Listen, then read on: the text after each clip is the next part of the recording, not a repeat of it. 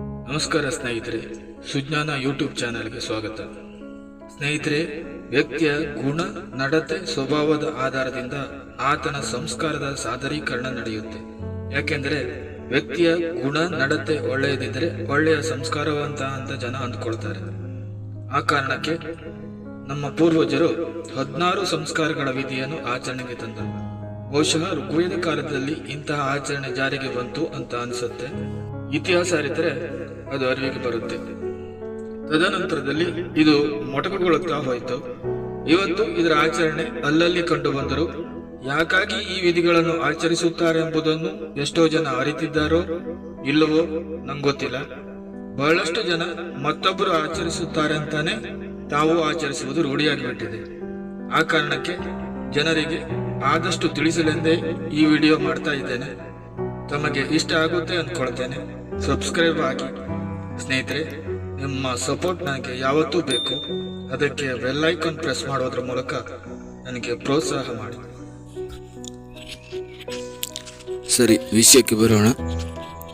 ಈ ಸಂಸ್ಕಾರಗಳು ಯಾವುದೆಂದರೆ ಗರ್ಭಧಾನ ಸಂಸ್ಕಾರ, ಪುಂಸವನ, ಸೀಮಂತ, ಜಾತಕರ್ಮ, ನಾಮಕರಣ, ನಿರ್ಗಮನ, ಅನ್ನಪ್ರಾಶನ, ಚೌಲ, ಉಪನಯನ, ಮೇಧಾಜನಕ, ಮಹಾನವಮಿ ವ್ರತ, ಮಹಾವ್ರತ, ಉಪನಿಷದ್ ವ್ರತ, ಗೋದಾನ ವ್ರತ, ಸಮಾವರ್ತನ ಮತ್ತು ವಿವಾಹ. ಈ ಸಂಸ್ಕಾರಗಳು ವ್ಯಕ್ತಿಯನ್ನು ಸಂಸ್ಕಾರವಂತನನ್ನಾಗಿ ಮಾಡಿ ಸಂಪೂರ್ಣ ಸಮಾಜದ ಹಿತವನ್ನು ಶ್ರೇಷ್ಠ ಹಾಗೂ ಸದೃಢಗೊಳಿಸುವ ಉದ್ದೇಶ ಈ ಸಂಸ್ಕಾರಗಳಲ್ಲಿ ಅಡಗಿತ್ತು.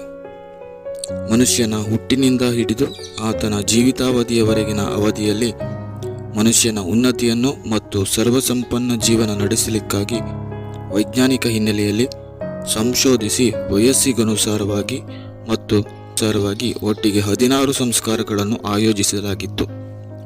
ಈ ಸಂಸ್ಕಾರಗಳು ನಮ್ಮ ಮನಸ್ಸನ್ನು ಒಂದು ವಿಶಿಷ್ಟ ರೀತಿಯಲ್ಲಿ ಹದಗೊಳಿಸುತ್ತದೆ.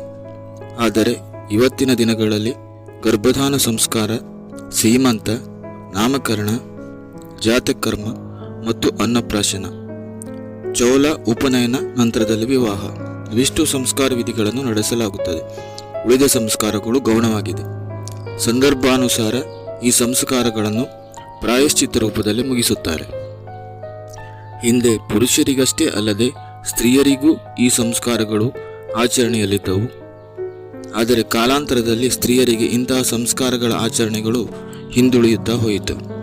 ಶೂದ್ರರಿಗೆ 10 ಸಂಸ್ಕಾರಗಳು ಮತ್ತು ಸ್ತ್ರೀಯರಿಗೆ ಮಂತ್ರೋಚ್ಚಾರವಿಲ್ಲದೆ ಸಂಸ್ಕಾರ ಆಚರಣೆ ನಡೆಸಬೇಕೆಂದು ಶಂಕಸ್ಮೃತಿಯಲ್ಲಿ ಈ ಸಂಸ್ಕಾರ ವಿಧಿಗಳನ್ನು ಸಂಸ್ಕರಿಸಲಾಯಿತು.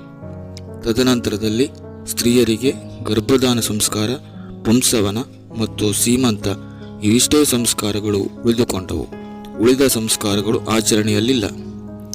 ಋಗ್ವೇದದ ಕಾಲಘಟ್ಟದಲ್ಲಿ ಹಳೆಯ ಆರ್ಯರ ಮಾಹಿತಿಯನ್ನು ಅವಲೋಕಿಸಿದಾಗ 4 ವರ್ಣಗಳ ವಿಚಾರ ಬೆಳಕಿಗೆ ಬರುತ್ತೆ. ಶೂದ್ರ ಎನ್ನುವುದು 4 ವರ್ಣಗಳಲ್ಲಿ ಒಂದು.